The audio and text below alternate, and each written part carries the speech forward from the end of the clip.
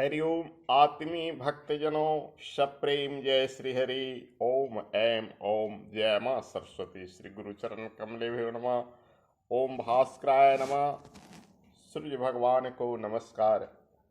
आज सूर्य भगवान का महापर्व छठ पर्व का तीसरा दिन भगवान सूर्य को अर्घ देना हमारी संस्कृति की परंपरा है कि हम डूबते हुए सूर्य को भी अर्घ देते हैं, उगते हुए सूर्य को अर्घ देते हैं। जो यह सिखलाता है कि जो हमारे बुजुर्ग मरणासन हैं उनकी भी सेवा करो और जो बाल काल में जन्म लिया उसकी भी बराबर ही सेवा करो। जिस आदर और सत्कार से भगवान सूर्य को उगते हुए डूबते हुए अर्घ देते हैं उसी आदर सत्कार के साथ उगते हुए के भी अर्घ देते हैं। जो यह सिखलाता है कि जितनी हम बालक का भरण पोषण करते हैं उससे कम नहीं हम वृत्ति को भरण पोषण करें। दोनों में समानता रखें, कोई अंतर नहीं। सूर्य भगवान की इस व्रत से छोटी सी कथा जुड़ी हुई है, तो संक्षेप में बताता हूँ। सुकन्या नाम की राजकुमारी थी, च्यवन ऋषि की पत्नी बनी। वह महाराज सरयाति की बेटी थी। एक बार अपने सभी बंधु बांधव परिजनों के साथ जंगल में महाराज आखेट करने के लिए गए।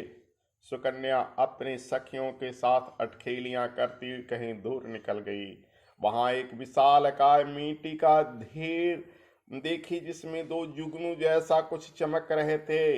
उत्सुकता से उसने एक तृण को लिया और उसमें ऐसे छेद डाला, इतना में ही रक्त की फवारे निकलना शुरू हो गया। सुकन्या डर सी गई, पांव पीछे की ओर बढ़े। तब तक ऋषि दहाड़ते हुए क्रंदन करते हुए उठ खड़े हुए और बोले, किसने मेरे आंख को फोड़ डाला? किसने मेरे नेत्र को फोड़ डाला? कौन मेरे सांप का भागी बनेगा? सुकन्या चरणों में गिर गई। ऋषिवर, मैं वो पापिनी हूं जो आपके आंखों को फोड़ डाली हूं। जो दंड देना है मुझे ही दीजिए। ऋषि स्तब्ध रह गए। फूल सी राजकुमारी को देखकर बोले, क्या दंड दूं बेटी? मेरे ही भाग में यह लिखा था, किंतु इस पाप के कारण समस्त सैनिक और राजा के मल मूत्र बंद हो गए। राजा दौड़ते हुए ऋषि के पास आया और उससे निवारण का कारण पूछा। ऋषि ने कहा कि अब मेरा जीवन कैसे चलेगा? तुम मेरी माँ के पास पहुंचा दो, मेरी माँ मेरी सेवा करेगी। ऋषि को लेकर उनके कुटिया में जाते हैं। ऋषि तो वृद्ध हो चुके थे, भला उनकी माँ कहाँ बचेगी। उन्होंने तपस्या में हजारों वर्ष बिता दिए। पता चला कि उनकी माँ मर गई। यह सुनकर ऋषि हाहा क्रंदन करने लगे कि कौन मेरी सेवा करेगा, कौन मेरा देखभाल करेगा। सुकन्या बोली कि मैं करूंगी, इस पाप का प्रायश्चित मैं करूंगी। पिताजी, मैं इस ऋषि की सेवा करूंगी, आप इस ऋषि से मेरा विवाह कर दीजिए।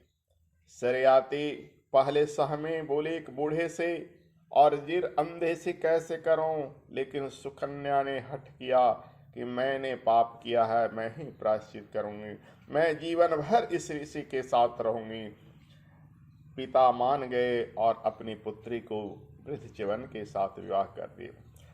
सुकन्या सेवा सत्कार करने लगी, दिन रात अपने पति सेवा में पारायण रहने लगी और भगवान सूर्य का व्रत करने लगी। सूर्य भगवान का व्रत करते करते उसे ऐसी दिव्य शक्तियां प्राप्त हुई कि एक दिन देवर्षि नारद जा रहे थे। बोले कि तुम्हारे पति को निरोग करने की दवा सूर्य भगवान के पुत्रों में है, तुम स्वर्ग लोक जाकर उनसे याचना करो। सुकन्या अपनी तप के बल पर स्वर्ग लोक को गई और उनके पुत्र अश्विनी कुमार से यह बात रखी। अश्विनी कुमार सहमत हो गए और वे आकर धरती पर उनका चिकित्सा करने लगे। उन्होंने दिव्य रसायन बनाया जिसको च्यवनप्राश के नाम से जानते हैं, जिसमें आगे च्यवन ऋषि का नाम जुड़ा हुआ है। वही च्यवनप्राश खाकर च्यवन ऋषि को युवा बनाया गया और भगवान सूर्य की व्रत करके उन्हें दीर्घ आयुष प्रदान किया गया। और उसके बाद एक तालाब में तीनों स्नान करने के लिए गए और तीनों एक रूप में आए और बोले कि तुम हम तीनों में से पहचान लो तुम्हारा पति कौन सा है, जिसे तुम पहचानोगे वही तुम्हारा पति होगा। अश्विनी कुमार दो थे, बीच में च्यवन ऋषि थे। सुकन्या असमंजस में पड़ी, किंतु पातिव्रत धर्म के कारण वो पहचान ली, बोली ये बीच वाले मेरे पति हैं। उसके बाद च्यवन ऋषि युवा हो गए और अश्विनी कुमार के जैसे निरोग स्वस्थ हो गए। तब से सुकन्या की महती प्रशंसा होने लगी और इस सूर्य व्रत में सुकन्या की ही कथा आज कही जाती है। साथ ही द्रौपदी ने भी सूर्य भगवान की पूजा की थी। उसके बारे में कहा जाता है सूर्य भगवान प्रसन्न होकर उसे अक्षय पात्र दिए जो कभी खाली नहीं होता था। तो ये दो कथा जुड़ा हुआ है सूर्य भगवान की व्रतियों के लिए। बोले श्री सूर्य नारायण भगवान की जय। हरिओम।